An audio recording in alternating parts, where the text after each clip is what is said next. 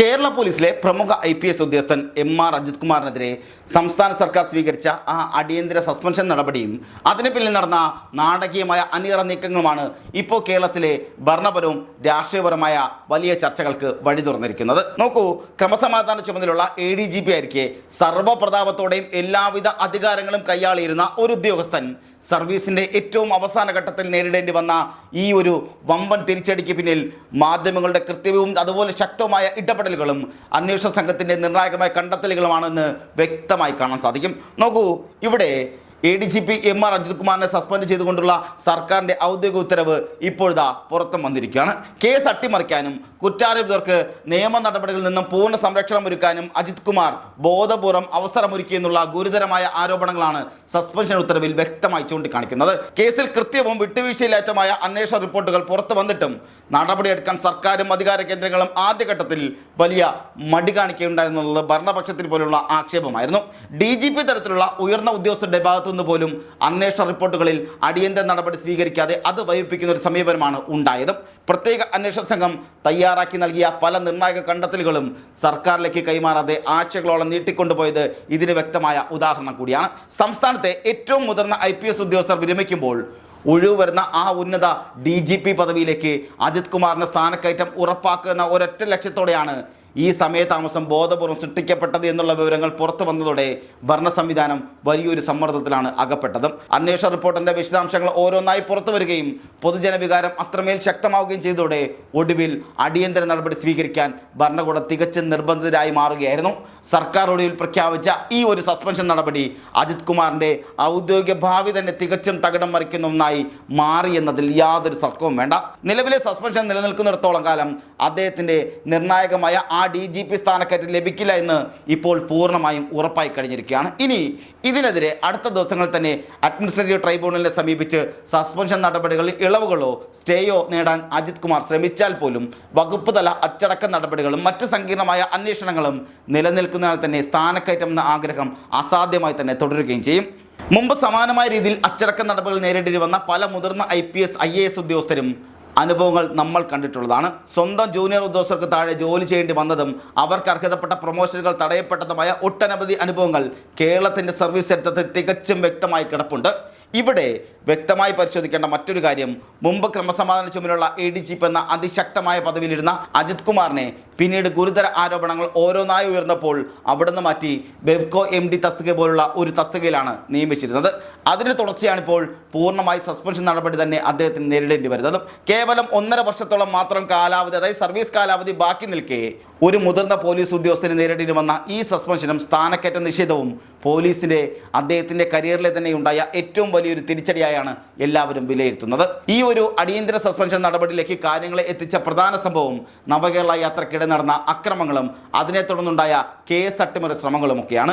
ആലപ്പുഴയിൽ വെച്ച് മുഖ്യമന്ത്രിയുടെ വാഹനത്തിനെതിരെ കരിങ്കൊടി കാണിച്ച യൂത്ത് കോൺഗ്രസ് പ്രവർത്തകരെ സുരക്ഷാ ചുമതലയുണ്ടെന്ന ഉദ്യോഗസ്ഥരും ഗൺമാന്മാരും ചേർന്ന് ക്രൂരമായി മർദ്ദിക്കുകയുണ്ടായി. പ്രാദേശിക പോലീസിനെ പൂർണ്ണമായി മാറ്റി നിർത്തിക്കൊണ്ട് നടന്ന ഈ ഒരു അതിക്രൂര മർദ്ദനത്തിൽ കേസെടുക്കാൻ പോലീസ് പൂർണ്ണമായും വിസമ്മതിക്കുകയാണ് അന്ന് ആ കാലഘട്ടത്തിൽ ഉണ്ടായിരുന്നത്.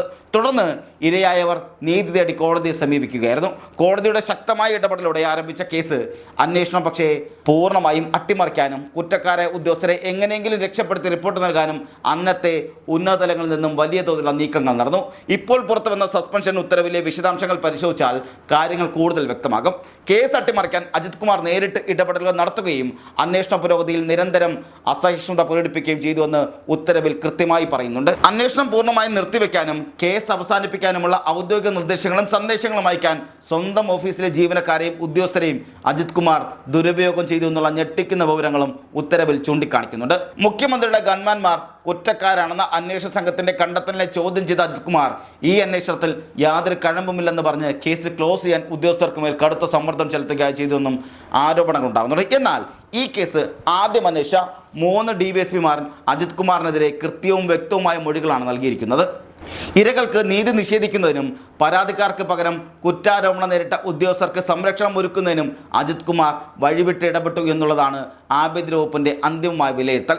സസ്പെൻഷൻ മുന്നോടിയായി അജിത് കുമാർ നൽകിയ വിശദീകരണം തികച്ചും തൃപ്തികരമല്ല എന്നും ആഭ്യന്തര വകുപ്പ് ഉത്തരവിൽ എടുത്തു പറയുന്നുണ്ട്. ഇതിനെല്ലാം പുറമെ കേസന്വേഷണം അട്ടിമറിക്കാൻ കൂട്ടുന്ന മറ്റ് 3 DSPമാർക്കെതിരെയും 2 ഗ്രേഡ് SIമാർക്കെതിരെയും വൈകാതെ തന്നെ കർശന നടപടിയും ഉണ്ടാകും. കോടതി ഈ വ്യാജ റിപ്പോർട്ട് തള്ളിക്കളയുകയും തുടർന്ന് വന്ന പ്രത്യേക അന്വേഷണ സംഘം കൃത്യമായ തെളിവുകളുടെ അടിസ്ഥാനത്തിൽ പുനരന്വേഷണം നടത്തുകയുമായിരുന്നു. അന്വേഷണത്തിന്റെ ഭാഗമായി ചോദ്യം ചെയ്യപ്പെട്ട പോലീസ് ഉദ്യോഗസ്ഥർ ഒന്നടങ്കം നൽകിയ മൊഴി അത് കേട്ട് അന്വേഷണ സംഘം പോലും ഞെട്ടുന്ന സാഹചര്യമുണ്ടായി. ആ മർദ്ദനം നടത്തിയതിനും അതിനുശേഷം കേസിന്റെ തെളിവുകൾ നശിപ്പിച്ച് അന്വേഷണം പൂർണ്ണമായും അട്ടിമറിക്കുന്നതിനും പിന്നിൽ ADGP MR അജിത് കുമാറിന്റെ നേരിട്ടുള്ള ഉത്തരവുകളും ഭീഷണികളും ഉണ്ടായിരുന്നു എന്നാണ് ഉദ്യോഗസ്ഥർ തുറന്നു പറഞ്ഞിരിക്കുന്നത്.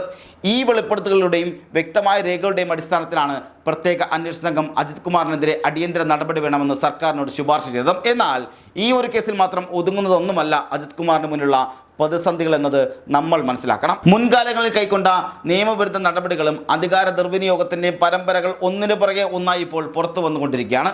പോലീസ് സേനയ്ക്കുള്ളിൽ തന്നെ സ്വന്തം സഹപ്രവർത്തകരോടും മുതിർന്ന ഉദ്യോഗസ്ഥരോടും കാട്ടിയ പകപോക്കലുകൾ ഇതിൽ പ്രധാനപ്പെട്ട ഒന്നുകൂടിയാണ്.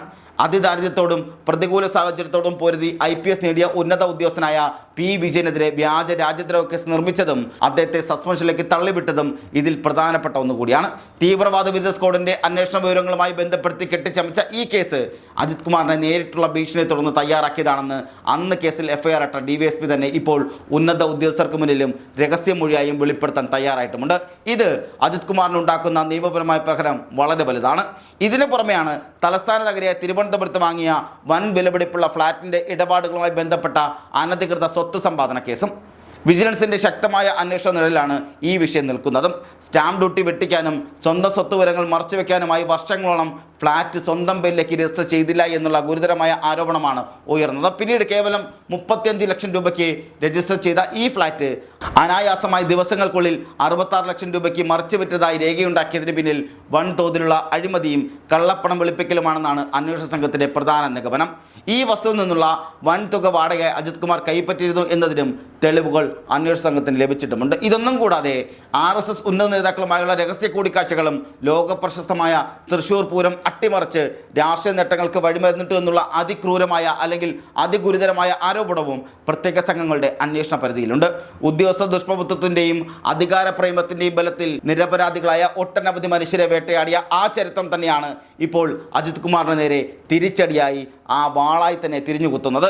വരാനിരിക്കുന്ന ഈ ചുരുങ്ങിയ സർവീസ് കാലാവധിക്കുള്ളിൽ ഓരോ കേസിൻ്റെയും അന്വേഷണങ്ങൾ പൂർത്തിയാവുകയും പുതിയ സസ്പെൻഷൻ ഉത്തരവുകൾ ഓരോന്നോരോന്നായി പുറത്തു വരികയും ചെയ്യുമ്പോൾ സ്ഥാനക്കയറ്റമോ വിരമിക്കൽ ആനുകൂല്യങ്ങളോ കൃത്യമായി ലഭിക്കാതെ കടുത്ത അച്ചടക്ക നടപടികൾ മാത്രം നേരിട്ടുകൊണ്ട് സർവീസിൽ നിന്നും ദാരുണമായി പടിയിറങ്ങേണ്ടി വരുന്ന അവസ്ഥയിലേക്കാണ് ഈ മുൻ സൂപ്പർ DGPയുടെ യാത്ര ചെന്നെത്തിയിരിക്കുന്നത്. ചുരുക്കത്തിൽ നിയമത്തെയും അധികാരത്തെയും സ്വന്തം താല്പര്യങ്ങൾക്ക് വേണ്ടി ദുർവിനിയോഗം ചെയ്ത് ഒരു ഉന്നത ഉദ്യോഗസ്ഥന് പോലീസ് സർവീസിന്റെ അവസാന കാലത്ത് നേരിടേണ്ടി വരുന്ന ഈ ഗതികേട് കേരളത്തിലെ മുഴുവൻ ഉദ്യോഗസ്ഥ ഭരണ സംവിധാനത്തിനും ഒരു വലിയ മുന്നറിയിപ്പാണ് നൽകുന്നത്. അണിയറയിലെ ഈ നീക്കങ്ങൾ ശക്തമായി തുടരുമ്പോൾ തന്നെ വരുന്ന ദിവസങ്ങളിൽ കൂടുതൽ വിവരങ്ങൾ പുറത്തു വരുന്നതോടെ നമ്മൾ കരുതേണ്ടതുണ്ട്. കാരണം MR അജിത് കുമാറിനുള്ള പണി വീണ്ടും വന്നുകൊണ്ടേയിരിക്കുകയാണ്. കാരണം അത്രത്തോളമുള്ള ക്രൂരമായ കൃത്യങ്ങളൊക്കെയാണ് അജിത് കുമാർ ചെയ്തു വെച്ചതെന്നുള്ളതാണ് ആരോപണങ്ങളെല്ലാം ഉണ്ടാകുന്നത്.